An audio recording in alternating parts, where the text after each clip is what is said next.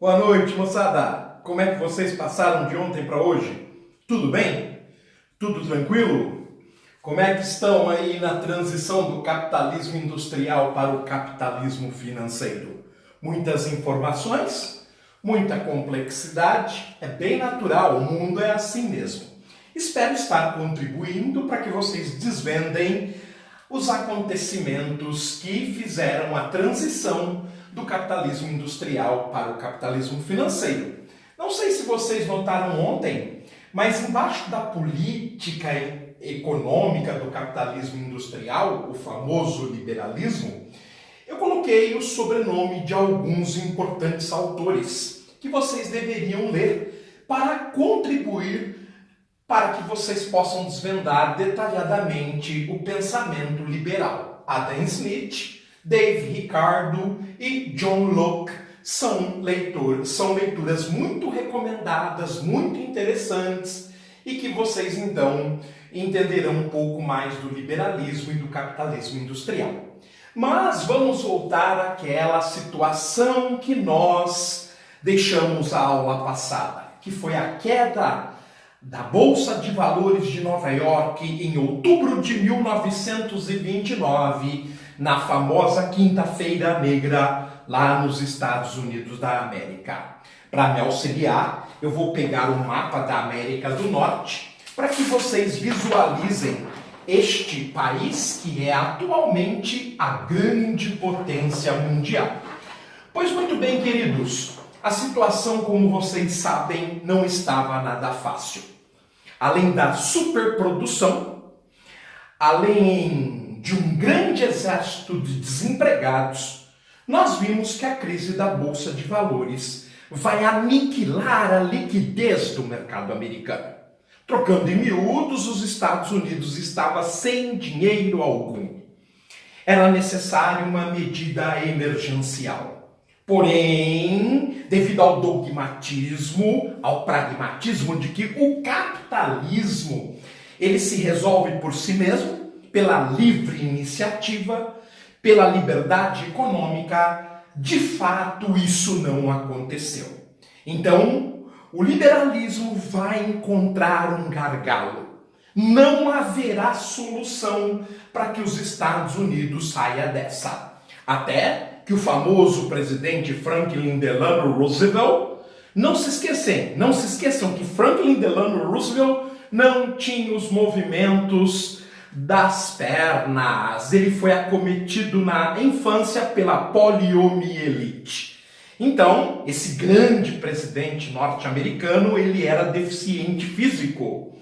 Tanto que vocês, quando veem fotos sobre os famosos acordos que os Estados Unidos vai participar com as outras potências no final da Segunda Guerra Mundial, a foto de FDR é sempre sentado. Mas esse brilhante presidente, ele leu a obra de um dos grandes economistas da história, economista esse de origem inglesa, chamado John Maynard Keynes. E Keynes, ele sugerirá que em situação de crise extrema, o capitalismo poderia recorrer à intervenção do Estado. Opa! O liberalismo foi construído em cima da livre iniciativa. O Estado era apenas um arrecadador de impostos e incentivador. Quem tocava a economia era iniciativa privada. Porém, o maior economista do mundo disse que não era bem assim. Que em situação de crises, porventura, o Estado poderia resolvê-las intervindo na economia. Aliás, ele dizia também que o Estado poderia regulamentar a economia para garantir uma qualidade de vida mais equânime para toda a população daquele país. Era uma forma de distribuir melhor a renda. O Estado, então, interviria nas crises e garantiria uma qualidade de vida razoável para a população.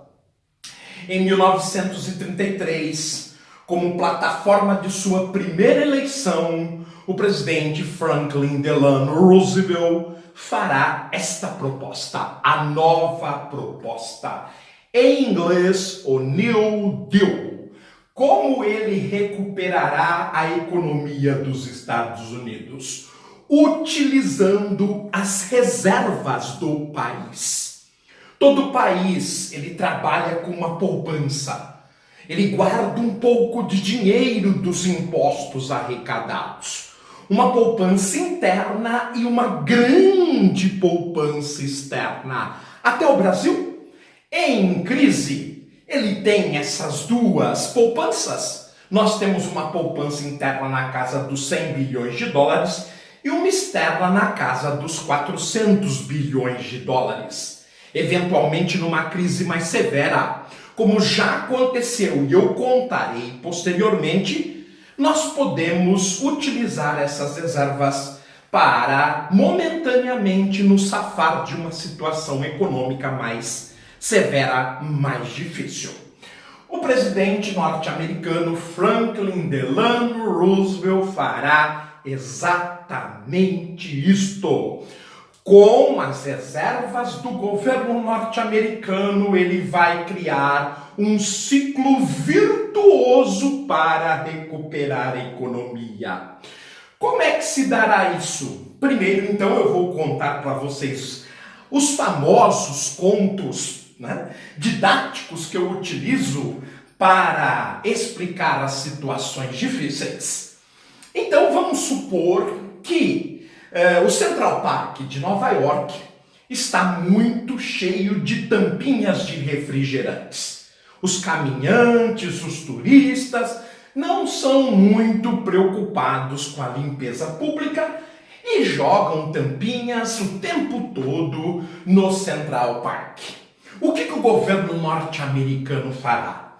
Ele contratará um cidadão, vamos supor pagando-lhe $10 por semana, para que ele colete todas as tampinhas. Para um outro cidadão, pagando $10, portanto ele está criando salário, ele fará com que este segundo indivíduo pegue sacos plásticos para que as tampinhas sejam depositadas dentro do saco plástico.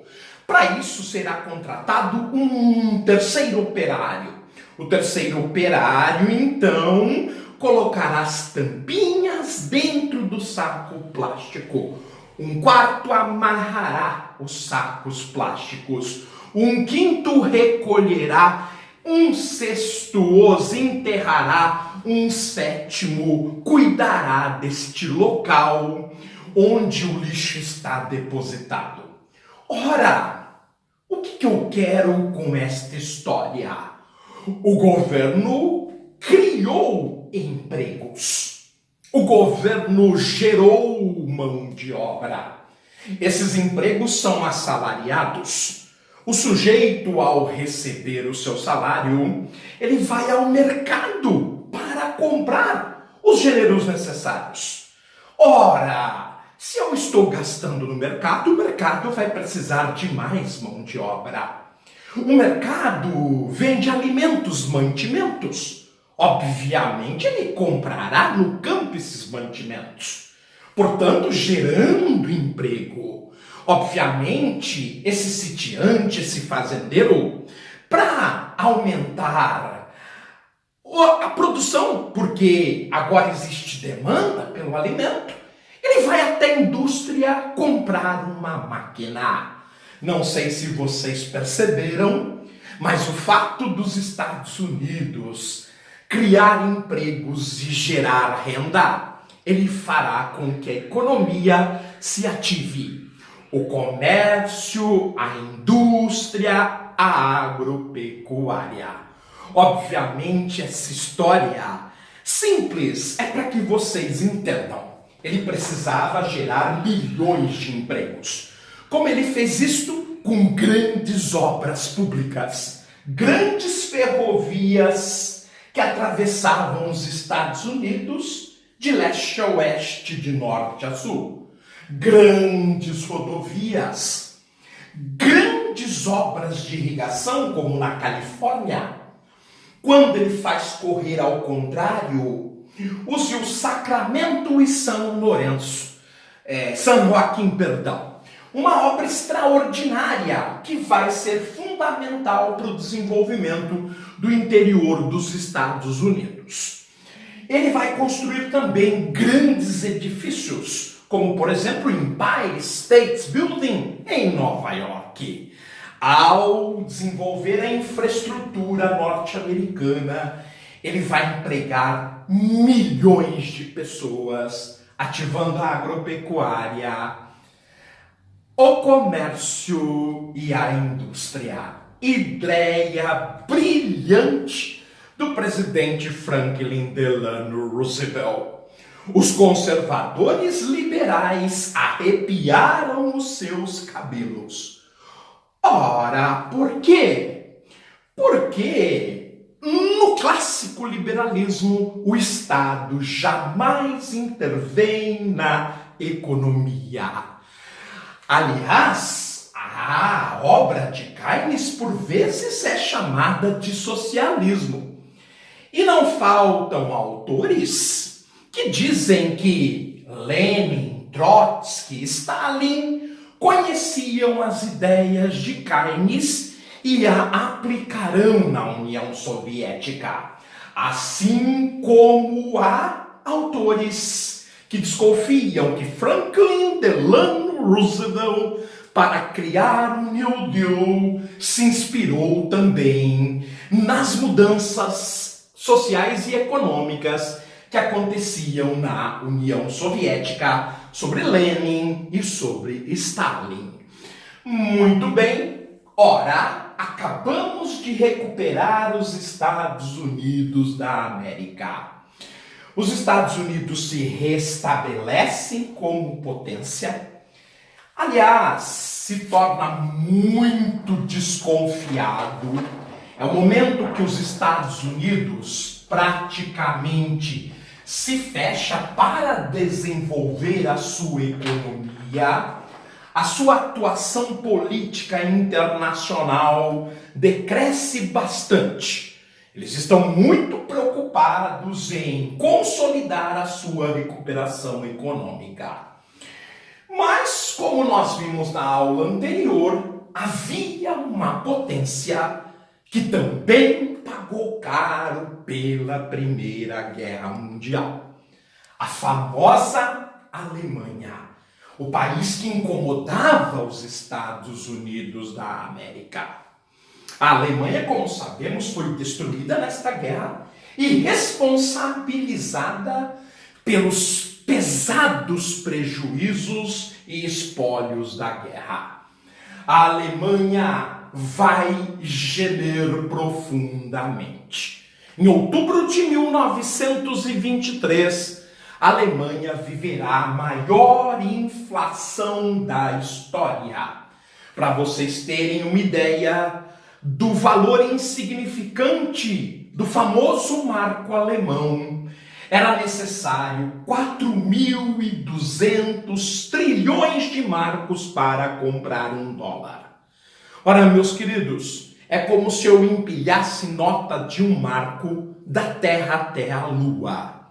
A situação era desesperadora. Um governo se sucederá entre a Primeira e a Segunda Guerra Mundial. Ninguém consegue a estabilização da economia. Este período alemão é chamado de República de Weimar. No entanto, um famoso cabo condecorado na Primeira Guerra Mundial, de origem austríaca, Adolf Hitler, eu acredito que vocês conhecem este senhor, começa a sua carreira política pelo sul da Alemanha, famosa região chamada Baviera, na cidade de Munique. Ele ascenderá ao poder na Alemanha, 1932, 1933, ele se torna o grande líder da Alemanha, o chanceler alemão. Vocês sabem como se chamava o partido que ele era o grande líder? Partido Nacional Socialista dos Trabalhadores Alemães. A história nos conta que este nome longo, ele é diminuído e passa a ser conhecido como Partido Nazista. A plataforma do Partido Nazista era o ódio. O ódio por duas situações. O ódio externo que a Alemanha tinha e alimentava por ser destruída e humilhada pelo Reino Unido, pela França e pelos Estados Unidos, e o ódio interno. O ódio interno pelo povo judeu. Meus amigos, vamos no futuro falar um pouco mais sobre o povo judeu, quando chegarmos ao Oriente Médio. Mas o ódio aos judeus é anterior a Adolf Hitler. Porém, ele vai usar como ninguém esse ódio que o alemão sentirá para com o judeu para justificar o fracasso da economia alemã. Vejam, senhores, durante a Primeira Guerra Mundial, a Alemanha precisava de soldados. E eu lhes pergunto, as pessoas vão parar de trabalhar para participar desta guerra? Senhores, quem é que banca a economia da Alemanha se o país está parado? Pois é, os que tinham muito dinheiro na Alemanha eram os judeus. Os judeus financiarão a Primeira Guerra Mundial. Porém, uma guerra é uma aposta e a Alemanha perderá a guerra. Os banqueiros judeus, tidos como frios e implacáveis, vão cobrar por este prejuízo. Pobre Alemanha tinha que pagar muito dinheiro pelo prejuízo da guerra, graças a ter perdido para as potências internacionais. Internamente, juntando os cacos, o povo alemão precisava pagar quem os bancou. Quem os bancou? Os banqueiros. A maioria deles eram judeus. Eles foram cobrar. E ao cobrar, não havia dinheiro, mas havia propriedades. As casas dos alemães passaram para os banqueiros. As fazendas dos alemães para os banqueiros. O comércio, os bancos, os negócios, as indústrias. Adolf Hitler utilizava estas informações para justificar o porquê o povo alemão estava miserável. Internamente, os implacáveis judeus tiraram todo o dinheiro e os recursos e as riquezas do povo alemão, friamente em um momento delicado. Ao mesmo tempo, graças ao ditado de Versalhes, a Alemanha precisava pagar prejuízos altíssimos. Portanto, para cumprir essas duas obrigações, não havia dinheiro na Alemanha. Adolf Hitler, um genial marqueteiro, vai utilizar aquilo que é mais primitivo no ser humano, o ódio, o amor, para alavancar o povo alemão para se vingar. E não há nada mais primitivo que dê mais força, inteligência e capacidade ao homem do que a vingança, do que provar que seu inimigo é pior que você. Adolf Hitler, utilizando desses sentimentos primitivos, vai fazer com que o povo alemão se reerga do nada. Obviamente, ele vai parar de pagar a dívida do Ditado de Versalhes. E aos poucos, mas sem cessar, vai se apossar da riqueza dos judeus, justificando que esta riqueza era legítima do povo alemão. Hitler recuperará o orgulho, a força, a honra, a capacidade, os recursos e a riqueza do povo alemão.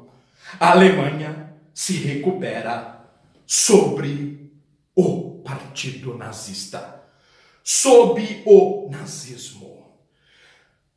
Ao alavancar a economia alemã, também construirá grandes obras públicas para gerar milhões de empregos. Mas o sentimento de vingança profundo fez com que Hitler tomasse outra ideia brilhante. Ele reerguerá as forças armadas. No Ditado de Versalhes, a Alemanha, além da dívida, lhe foi imposta não ter mais uma força armada organizada. Ele reorganiza as forças armadas, empregando milhões de pessoas. A Alemanha está recuperada. A aula de hoje termina por aqui. Nós estamos muito próximos da Segunda Guerra Mundial, muito próximo do capitalismo financeiro. E nós, obviamente, na aula de hoje, recuperamos de formas diferentes, mas sempre com a presença fundamental do Estado agindo na economia, dois países fundamentais para a Segunda Guerra Mundial: os Estados Unidos e a Alemanha. Eu os aguardo na próxima aula. Um forte abraço, tudo de bom para vocês. Tchau do Sorozão, firma moça!